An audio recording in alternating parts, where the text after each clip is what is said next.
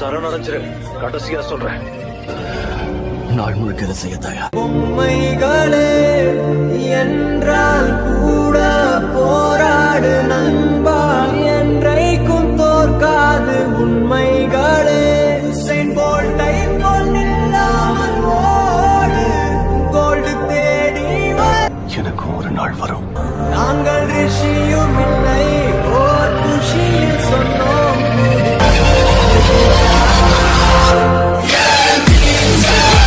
Yeah.